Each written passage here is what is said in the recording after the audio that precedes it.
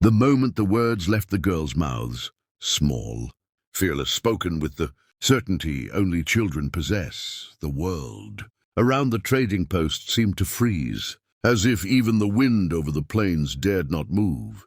"We want that Apache woman as our mom, Silas." Cole felt the blood drain from his face. He had said the words lightly, foolishly, like a man who believed choice was a harmless thing.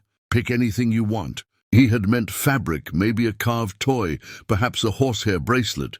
He had not meant her, not the Apache woman standing near the edge of the post, wrapped in a faded blue shawl, her dark hair braided neatly down her back, her posture straight despite the weight of a life that had given her every reason to bend. Her name was Nia, though most white men never bothered to ask it. To them, she was just another Indian woman, trading herbs for flour, beads for salt, dignity for survival in a world that had taken everything else. She had been silent when the girls spoke, but silence did not mean weakness. Her eyes lifted slowly, sharp and deep, like the still surface of a river that hid a powerful current beneath. Around them, murmurs rippled. Some laughed nervously, others scoffed. A few stared with open hostility. An Apache woman as a rancher's wife, as a white man's children's mother? It was unthinkable.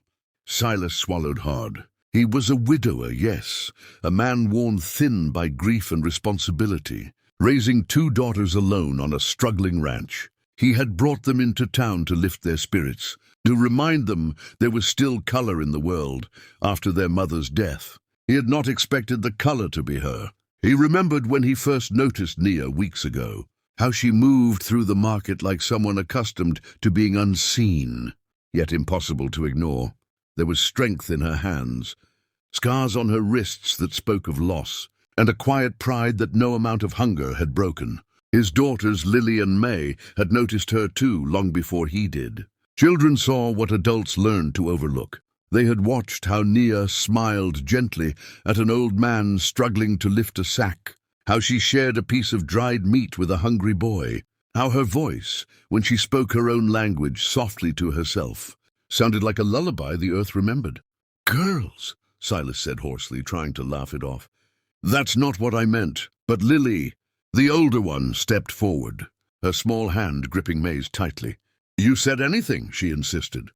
"And she looks like someone who knows how to stay." The words struck him harder than any accusation ever could. Someone who knows how to stay. His wife had died in childbirth, leaving behind a hole that never closed. A home that felt like it was always waiting for someone who would never return. Silas looked back at Nia.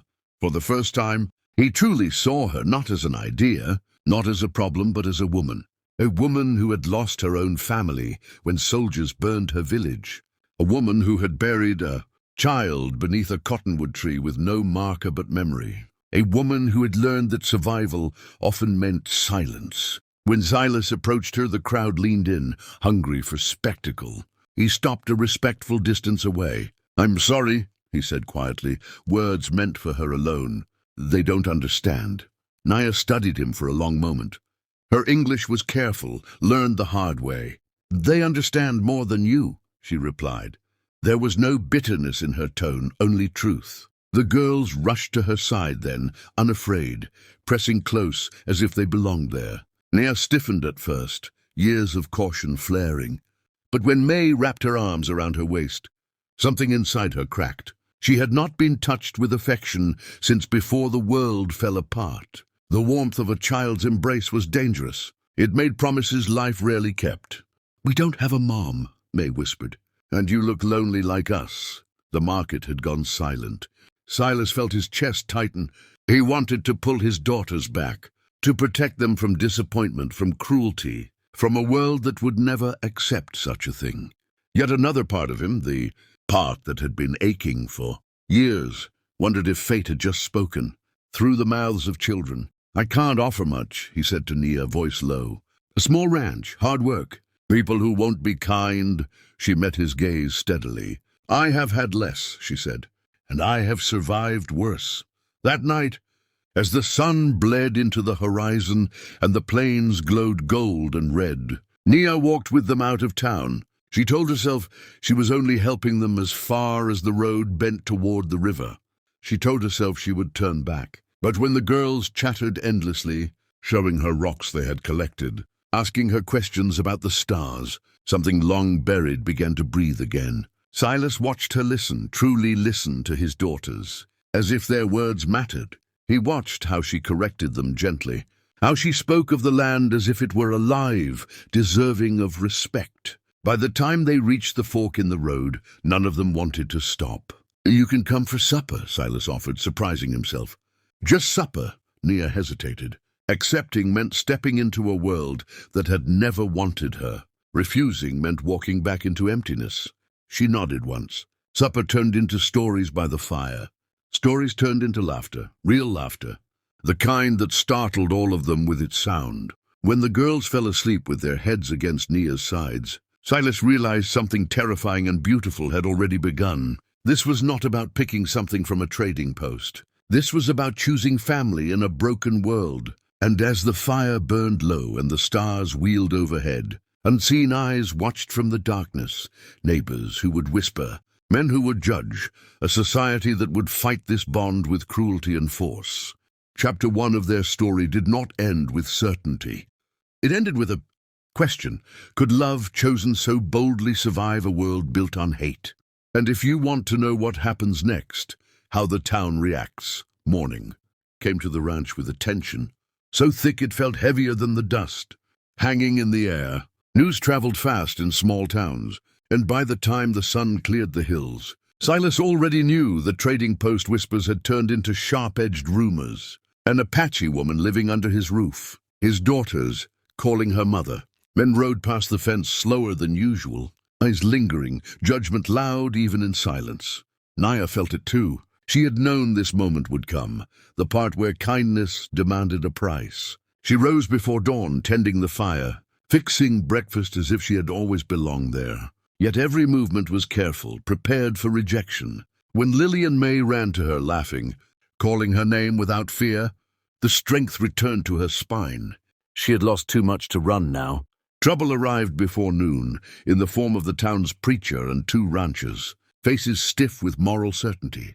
They spoke of decency, of rules, of what children should and should not see. Silas stood his ground, hands shaking but voice firm, saying only that his daughters were safe, fed, and happier than they had been in years. When one man spat near Nia's feet and called her a savage, it was Lily who stepped forward, small but fierce, saying, "She's kinder than you." The silence that followed was louder than any gunshot. That night, fear finally caught up with Nia. She told Silas she would leave before she brought harm to his family. Silas, exhausted and honest, admitted he was afraid too, but more afraid of losing what had begun to heal them all. He did not promise the world would change. He promised only that he would stand beside her. The choice was no longer made by children alone. It was made by 2 broken adults daring to believe they deserved more than survival.